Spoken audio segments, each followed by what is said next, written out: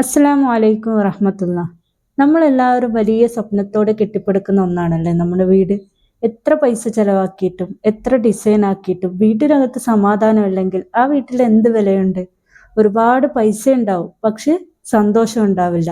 ഇസ്ലാം നമ്മുടെ വീടിനെ വിളിച്ചത് മസ്കൻ എന്നാണ്. മസ്കൻ എന്ന് പറഞ്ഞാൽ ശാന്തിയും സമാധാനവും കിട്ടുന്ന ഒരിടം എന്നാണ്. ഈ വീട് വെറും കല്ലും മണ്ണുമല്ല, ഇത് സ്വർഗത്തിലേക്ക് നമുക്ക് വഴി തുറക്കുന്ന ഒരിടമാണ്. നമ്മുടെ വീടിനെ എങ്ങനെ ബർക്കത്ത് നിറഞ്ഞതാക്കാം, 8 കാര്യങ്ങൾ ഇൻഷാ അല്ലാഹ് നമുക്ക് വിശദമായി സംസാരിക്കാം. ഒന്നാമതായി, നമ്മുടെ വീടിന്റെ അടിസ്ഥാന ലക്ഷ്യമാണ്. അള്ളാഹു ഖുറാനിൽ പറഞ്ഞത് ഓർക്കണം. അള്ളാഹു ആണ് നിങ്ങളുടെ വീടുകളെ നിങ്ങൾക്ക് വിശ്രമിക്കാനുള്ള സ്ഥലമാക്കിയത്. നമ്മൾ പുറത്തുനിന്ന് ഒരുപാട് ബുദ്ധിമുട്ടി ലോകകാര്യങ്ങൾ കഴിഞ്ഞ് ടെൻഷൻ അടിച്ചു വരുമ്പോൾ എവിടെയാണ് കയറി സമാധാനമായി ഇരിക്കേണ്ടത്? വീട്ടിലാണ്. പക്ഷെ നമ്മുടെ വീട് എങ്ങനെയാണ്? അങ്ങോട്ട് കയറുമ്പോഴേ തുടങ്ങും ഭാര്യയായിട്ടുള്ള വഴക്ക്, മക്കളുടെ ബഹളം, സംശയങ്ങൾ. അങ്ങനെയാണെങ്കിൽ പിന്നെ അവിടെ ടെൻഷനേ ഉണ്ടാവും. അതുകൊണ്ട് വീട് ഒരു വിശ്രമ കേന്ദ്രമാക്കി നിലനിർത്തുക. പരസ്പരം വഴക്കുകളും തർക്കങ്ങളും കുറയ്ക്കുക. നിങ്ങൾ ഒരുപാട് കഷ്ടപ്പെട്ട് പണം ഉണ്ടാക്കിയാൽ പോലും വീട്ടിൽ സ്വസ്ഥത കിട്ടുന്നില്ലെങ്കിൽ എന്ത് ഫലം? രണ്ടാമത്തെ കാര്യം വൃത്തിയെ പറ്റിയാണ്. നമ്മുടെ വീട് ക്ലീൻ ആയിരിക്കണം. ഇസ്ലാം വൃത്തിയെ എത്ര വലുതായാണ് കാണുന്നത്. നബി സല്ലല്ലാഹു അലൈഹി വസല്ലം പറഞ്ഞിട്ടുണ്ട്, നിങ്ങൾ നിങ്ങളുടെ അങ്കണം വൃത്തിയായി വെക്കുക. ചില വീടുകൾ കാണാൻ നല്ല ഭംഗിയുണ്ടാവും, പക്ഷെ അകത്ത് കയറിയാൽ സാധനങ്ങൾ വലിച്ചു വാരിയിട്ടിട്ടുണ്ടാവും. അടുക്കള വൃത്തിയില്ലാത്ത വീടുകളുണ്ട്. ബാത്റൂം വളരെ വൃത്തിയായിട്ട് സൂക്ഷിക്കണം. ദുർഗന്ധം പുറത്തു വന്ന് വീടിനെ മൊത്തം മലിനമാക്കരുത്. ഓരോരുത്തരും ഉപയോഗിക്കുന്ന സാധനങ്ങൾ തിരിച്ച് അതിന്റെ സ്ഥാനത്ത് തന്നെ വെക്കാൻ കുട്ടികളെ നമ്മൾ പഠിപ്പിക്കണം. ഈ വൃത്തിയില്ലെങ്കിൽ നമ്മൾ അറിയണം, ആ വീട്ടിൽ പിശാചിന്റെ സാന്നിധ്യം കൂടും. മൂന്നാമത്തേത് ആരാധനയാണ്. ഇത് വളരെ പ്രധാനപ്പെട്ടതാണ്. ഫർദ് നിസ്കാരം പള്ളിയിൽ തന്നെ ആവട്ടെ, പക്ഷെ സുന്നത്ത് നിസ്കാരങ്ങള്, റാത്തീബുകള്, അതൊക്കെ എവിടെ ആവണം? വീട്ടിൽ വെച്ച് തന്നെ നിസ്കരിക്കണം. നബി സല്ലല്ലാഹു അലൈഹി വസല്ലം പറഞ്ഞത് എത്ര ഗൗരവത്തോടെയാണ് നമ്മൾ കാണേണ്ടത്. നിങ്ങൾ നിങ്ങളുടെ വീടുകളെ കബറിടങ്ങളാക്കരുത്. കബറിൽ ആരും നിസ്കരിക്കില്ലല്ലോ എന്ന് പറഞ്ഞാൽ, നിസ്കാരമില്ലാത്ത വീട് ജീവനില്ലാത്ത ഒരു മൃതദേഹം പോലെയാണ്. വീട്ടിൽ സുന്നത്ത് നിസ്കരിക്കുമ്പോൾ ആ വീട്ടിൽ നൂർ അഥവാ പ്രകാശം ഉണ്ടാവും. അവിടെ മലക്കുകൾ ഇറങ്ങി വരും.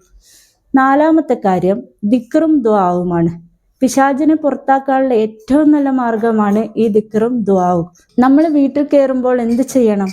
ബിസ്മി ചൊല്ലണം. അതെല്ലാവർക്കും അറിയുന്ന കാര്യമാണ്. കേവലം വാതിൽ തുറക്കുന്നതിലും ഭക്ഷണം കഴിക്കുന്നതിലും മാത്രമല്ല, എല്ലാ കാര്യത്തിലും ബിസ്മി വേണം. അതുപോലെ നമ്മുടെ വീട് നിറയെ ഖുർആൻ ഓത്തുണ്ടാവണം. പ്രത്യേകിച്ച് സൂറത്തുൽ ബഖറ ഓതുന്ന വീടുകളിൽ നിന്ന് പിശാച് ഓടിപ്പോകുമെന്നാണ് ഹദീസ്. നിങ്ങൾ വീട്ടിൽ നിന്ന് ഖുർആൻ ഓതിയാൽ ആ വീട്ടിൽ ബർക്കത്തുണ്ടാവും. അഞ്ചാമത്തെ വിഷയം, നമ്മുടെ വീട് ഒരു മദ്രസ പോലെ ആവണം. മക്കളുടെ കാര്യത്തിൽ നമ്മൾ എത്ര ശ്രദ്ധിക്കുന്നു. സ്കൂൾ പഠനം, ട്യൂഷൻ, അതിലൂടെയാണ് നമ്മൾ ഓടുന്നത്. പക്ഷെ നമ്മുടെ ദീനിന്റെ കാര്യങ്ങളോ? ബാപ്പയും ഉമ്മയും അവരുടെ മക്കൾക്ക് ആദ്യം പഠിപ്പിച്ചു കൊടുക്കേണ്ടത് ദീനിയായ കാര്യങ്ങളാണ്. നല്ല സ്വഭാവം, ദുആകൾ, അള്ളാഹുവിനെ കുറിച്ചുള്ള അറിവ്, നബിചര്യ, ഇതൊക്കെ വീട്ടിൽ ചർച്ച ചെയ്യണം. പഠനം, ഉപദേശം, നല്ലത് പറഞ്ഞു കൊടുക്കൽ, ഇതൊക്കെ നമ്മുടെ വീടിന്റെ സ്ഥിരം പരിപാടികളാവണം. ആറാമതായി സ്വകാര്യത അഥവാ പ്രൈവസിയാണ്.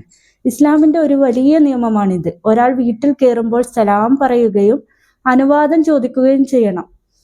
നിങ്ങൾ അനുവാദം ചോദിക്കാതെ മറ്റൊരാളുടെ വീട്ടിൽ പ്രവേശിക്കരുതെന്ന് ഖുർആൻ നമ്മെ ഓർമ്മിപ്പിച്ചിട്ടുണ്ട്.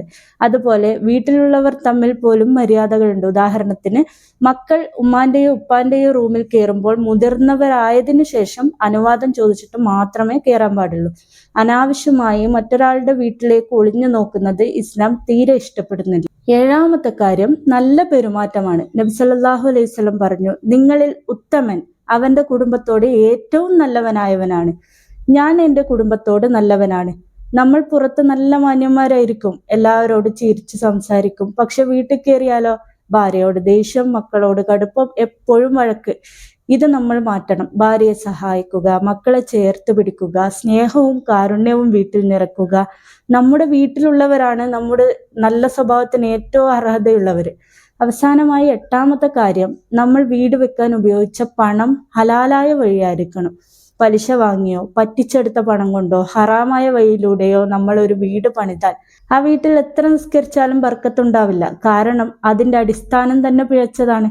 നമ്മൾ കഷ്ടപ്പെട്ടുണ്ടാക്കിയ ഹലാലായ പണം കൊണ്ട് വീട് വെക്കുമ്പോൾ അള്ളാഹു അതിൽ ബർക്കത്ത് തരും. ഇൻഷാ അല്ലാഹ്.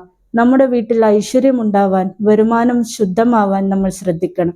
ഈ 8 കാര്യങ്ങൾ നമ്മുടെ മനസ്സിലുണ്ടാവണം. നമ്മുടെ വീടുകൾ വെറും തങ്ങാനുള്ള ഒരിടമല്ല, ഇത് നമ്മുടെ ഈമാനിന്റെ ശക്തി കേന്ദ്രമാണ്. ഈ വീട്ടിലെ സമാധാനം കൊണ്ടാണ് നാളെ സ്വർഗത്തിൽ ഒരു വീട് നമുക്ക് കിട്ടുന്നത്. നമ്മുടെ വീടുകളിൽ അള്ളാഹു ബർക്കത്ത് ചൊരിയട്ടെ. നമ്മുടെ വീടുകളെ സ്വർഗത്തോപ്പുകളാക്കി മാറ്റാൻ അള്ളാഹു തൗഫീക്ക് നൽകട്ടെ. ആമീൻ ആമീൻ യാ റബ്ബൽ ആലമീൻ.